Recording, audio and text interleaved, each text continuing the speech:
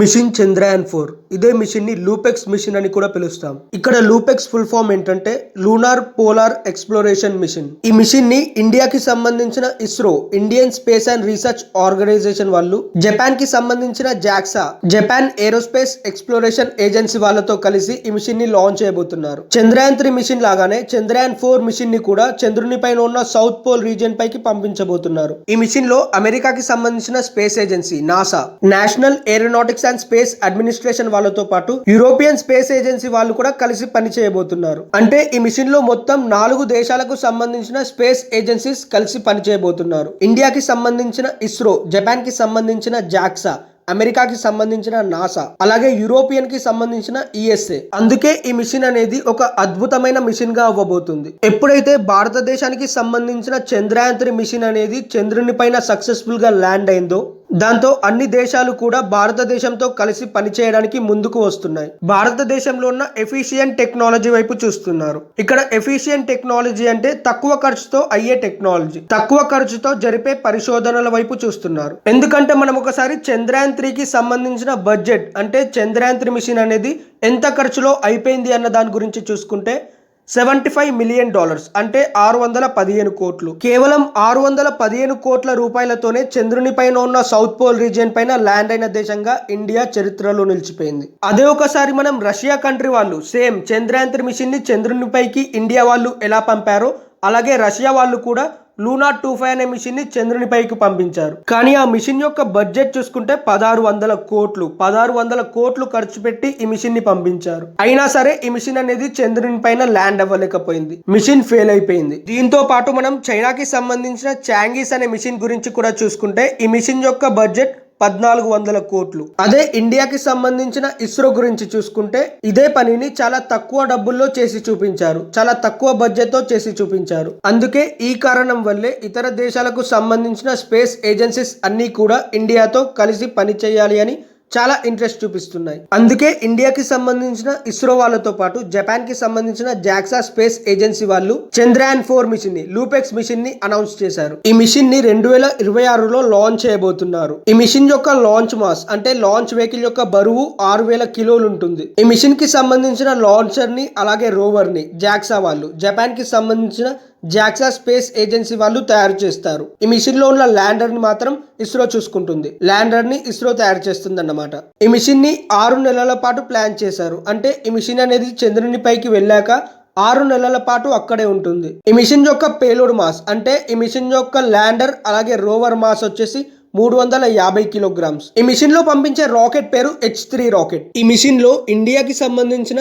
ISRO space agency వాళ్ళకన్నా Japan కి సంబంధించిన జాక్సా స్పేస్ ఏజెన్సీ వాళ్ళే ముఖ్యమైన పాత్రను పోషిస్తారు. ఎందుకంటే H3 లాంచ్ వెహికల్ ఈ రాకెట్ ని ఇండియాకి జపాన్ వాళ్ళే ప్రొవైడ్ చేస్తారు. అంతేకాకుండా చంద్రుని పైన పరిశోధనలు చేసే రోవర్ ని కూడా జపాన్ దేశం వాళ్ళే ప్రొవైడ్ చేస్తారు. ఏదైతే ల్యాండర్ ఉందో విక్రమ్ ల్యాండర్ లాంటి ల్యాండర్ అన్నమాట. సో దాని గురించి ఇస్రో చూసుకుంటుంది. ఇండియాలో డిపార్ట్మెంట్ ఆఫ్ స్పేస్ కి సంబంధించి ఒక యూనిట్ ఉంటుంది. ఆ యూనిట్ పేరు ఫిజికల్ రీసెర్చ్ ల్యాబొరేటరీ, PRL. ఈ PRL వాళ్ళే లూపెక్స్ మిషన్ కి సంబంధించిన ఇన్స్ట్రుమెంట్స్ ని తయారు చేయబోతున్నారు. మరి మీ అందరికి చంద్రయాన్ 3 మిషన్ ద్వారానే ఇండియా చంద్రుని పైన ఉన్న సౌత్ పోల్ రీజియన్ లోకి ఆల్రెడీ వెళ్ళింది.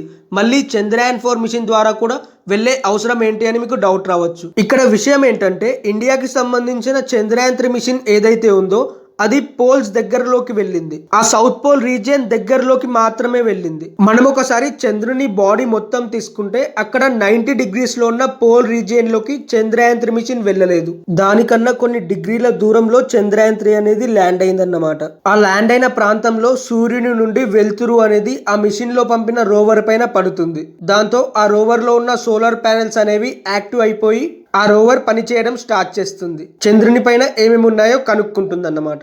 కానీ ఇప్పుడు పంపించే చంద్రయాన్ 4 మిషన్ లూపెక్స్ గురించి మాట్లాడితే ఈ మిషన్ వెళ్లే పోల్ రీజియన్ ఏదైతే ఉందో అక్కడ సూర్యుని నుంచి వెలుతురు అనేది అస్సలు పడదు.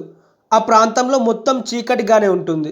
అందుకే ఈ మిషన్ లో పంపిన రోవర్ కి ఎలాంటి సన్లైట్ పడకపోవడం వల్ల రోవర్ యొక్క సోలార్ ప్యానెల్స్ కూడా పనిచేయవు. దీని ప్రకారం మనం అర్థం చేసుకోవాల్సింది ఏంటంటే ఇక్కడ కేవలం సోలార్ ప్యానెల్స్ తో పని అవ్వదు. ఆ చీకటిలో అక్కడ ఉండి ఎక్స్పెరిమెంట్స్ చేయాలి అంటే చాలా ఎక్కువ టెక్నాలజీ అనేది అవసరం ఉంటుంది. ఇలాంటి విషయాలన్నింటినీ కూడా దృష్టిలో పెట్టుకొని ఈ 4 దేశాలు ఏవైతే కలిసి పనిచేస్తున్నాయో వాళ్ళు ఒక గొప్ప టెక్నాలజీని రూపొందిస్తున్నారు. ఆ టెక్నాలజీ పేరే న్యూక్లియర్ పవర్ టెక్నాలజీ. ఈ టెక్నాలజీలో ప్లూటోనియం కి సంబంధించిన ఆటమ్స్ లో నుండి ఎనర్జీ అనేది జనరేట్ అవుతుంది. ఇది ఒక కాంప్లెక్స్ మెకానిజం గా ఉంటుంది. ఇక్కడ మనం ఒకటే అర్థం చేసుకోవాలి, ఈ ప్లూటోనియం ఏదైతే ఉంటుందో అది సన్లైట్ లేకుండానే పవర్ ని జనరేట్ చేస్తుంది. అంటే సూర్యుని యొక్క వెలుతురు లేకుండానే పవర్ ని జనరేట్ చేస్తుంది అన్నమాట. ఎప్పుడైనా సరే చంద్రుని పైన డే టైం అవుతుందో అప్పుడు ఆ సూర్యుని నుంచి వచ్చే వెలుతురు అనేది సోలార్ ప్యానెల్స్ పైన పడడం వల్ల ఆ సోలార్ ప్యానెల్స్ యాక్టివ్ అయిపోయి ఆ రోవర్ పనిచేయడం స్టార్ట్ చేస్తుంది. చంద్రుని పైన మొత్తం 14 రోజులు డే టైం ఉంటుంది, మిగతా 14 రోజులు నైట్ టైం ఉంటుంది అన్నమాట.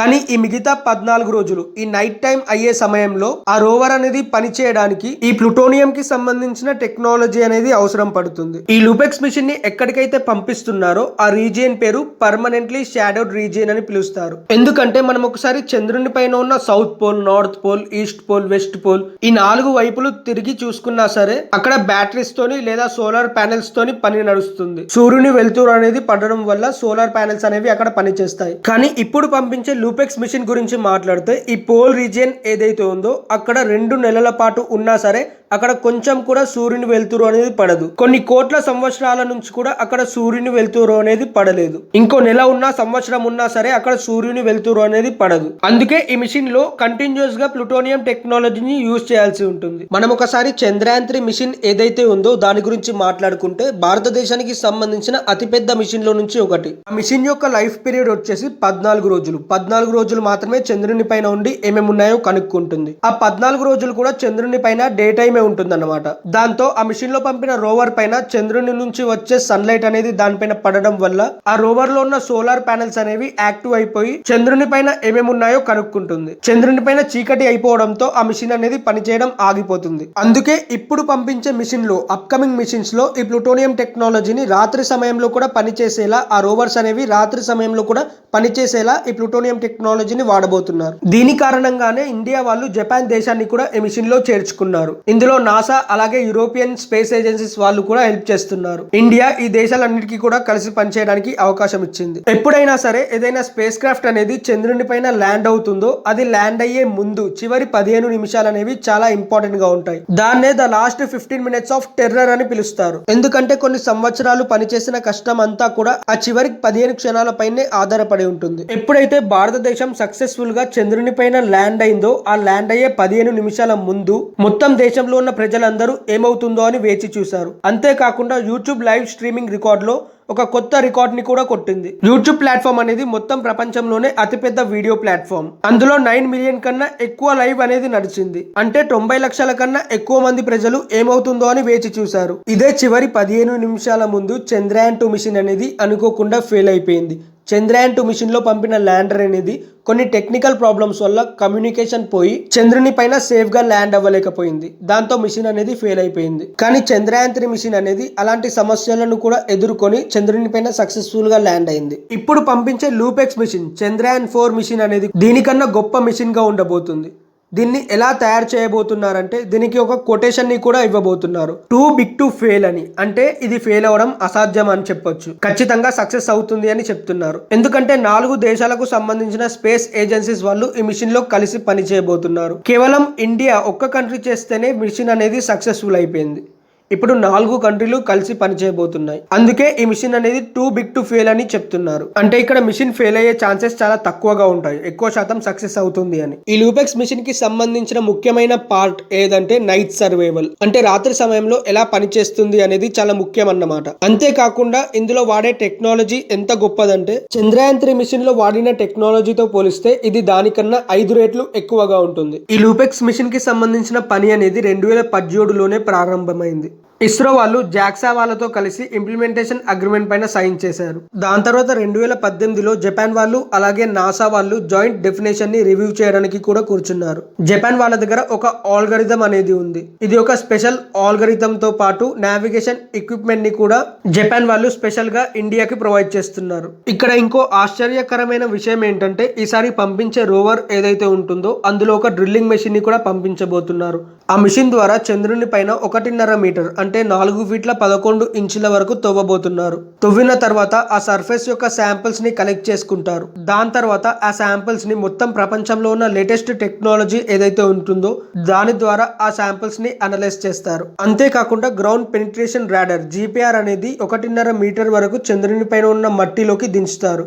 దాని తర్వాత ఆ మట్టిలో ఏమేమి ఉందో అది కనుక్కుంటుంది. ఇందులో ఒక న్యూట్రాన్ స్పెక్ట్రోమీటర్ అనే డివైస్ కూడా ఉంటుంది. ఇది చంద్రుని పైన అండర్ గ్రౌండ్ లో ఏవైతే ఎలిమెంట్స్ ఉన్నాయో వాటి గురించి కనుక్కుంటుంది. వీటితో పాటు aquatic detector using optical resonance అనే డివైస్ ని కూడా పంపిస్తున్నారు. అన్నిటికన్నా ముఖ్యమైన విషయం ఏంటంటే అంతరిక్షంలో వచ్చే రేస్ ని కూడా డిటెక్ట్ చేస్తుంది. ఆ రేస్ ని డిటెక్ట్ చేసిన తర్వాత ఏలియన్స్ నిజంగా ఉన్నాయా లేదా అనే విషయాన్ని కూడా కనుక్కోబోతుంది. మిషన్ అనేది 2025 ఎండ్ వరకు పూర్తవబోతుంది. 2026లో దీన్ని లాంచ్ చేస్తారు.